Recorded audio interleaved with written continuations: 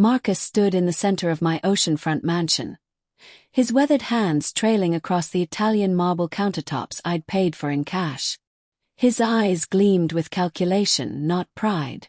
"This would be absolutely perfect for Daniel's growing family," he announced, as if my home was already his to redistribute. I simply nodded and reached for my phone.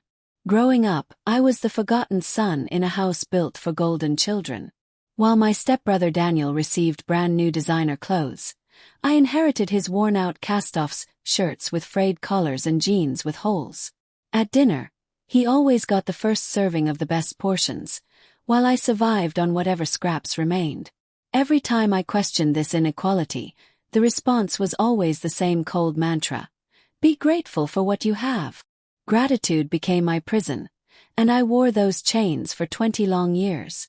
I convinced myself this was normal family dynamics, that perhaps love simply meant sacrificing more and expecting less. Daniel's achievements were celebrated with elaborate parties and expensive gifts.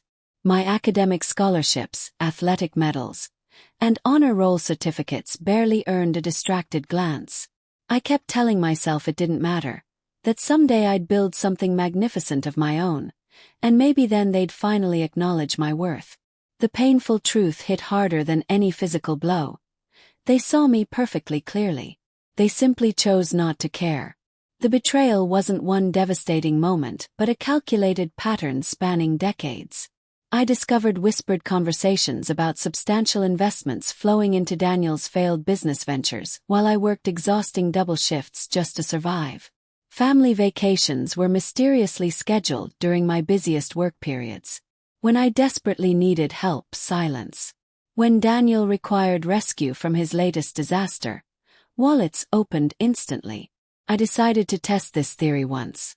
Swallowing my pride, I asked Marcus for a modest loan to cover emergency expenses. His response was immediate disappointment.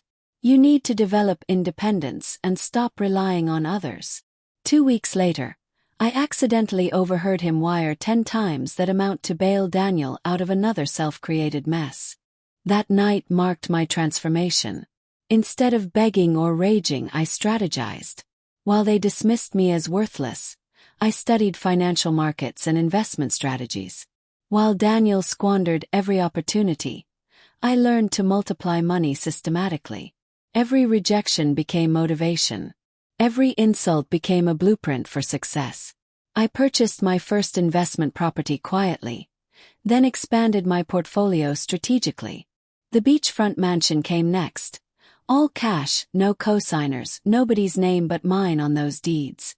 Then I waited patiently, because true revenge requires perfect timing. So there we stood in my stunning home, Marcus conducting his inspection like a predatory real estate agent rather than a guest.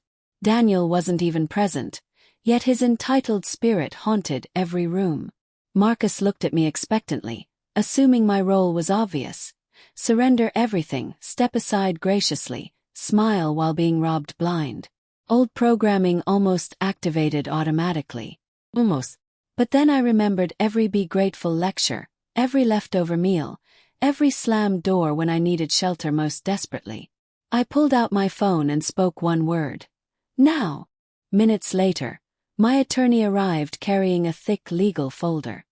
He placed documents on the counter between us like evidence in a criminal trial. "What exactly is this?" Marcus demanded, his confident smile finally cracking.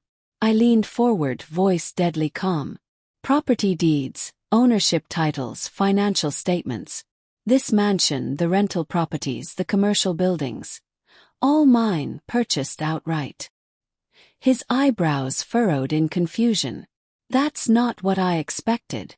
I cut him off sharply. "No, it's not.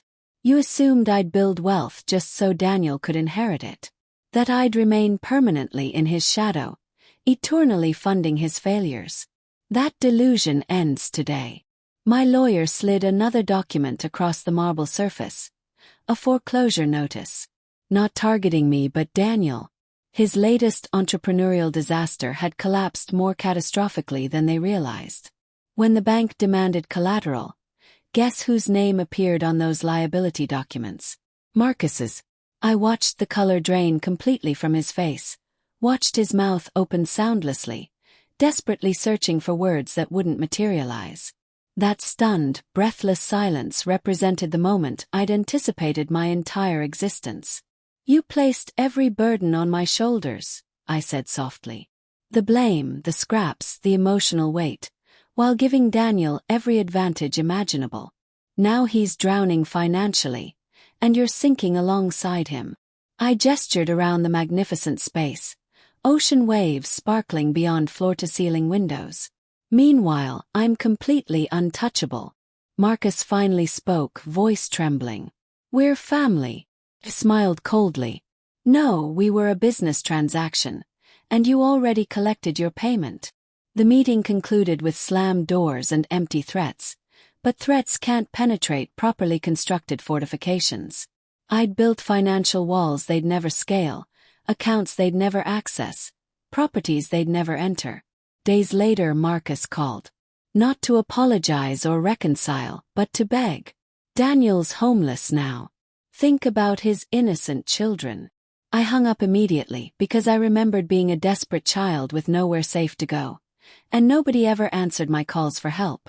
Now, walking through my oceanfront sanctuary, I hear only peaceful waves, no commands, no comparisons, just absolute freedom. Sometimes I imagine Daniel driving past with his family crammed into a cheap rental, watching my illuminated windows through tinted glass. I hope he sees those lights glowing warmly. I hope he finally understands what it feels like being on the outside looking in, because that's exactly where I lived my entire childhood. Now it's his turn to experience that isolation. I grew up wearing his discarded clothes, eating his leftover food, being lectured about gratitude. Today I own everything they believed I'd never achieve. And when Marcus tried redistributing my success back to his favorite son, I gave him something far more valuable than property: the deafening sound of consequences, accompanied by ocean waves washing away everything they ever stole from me.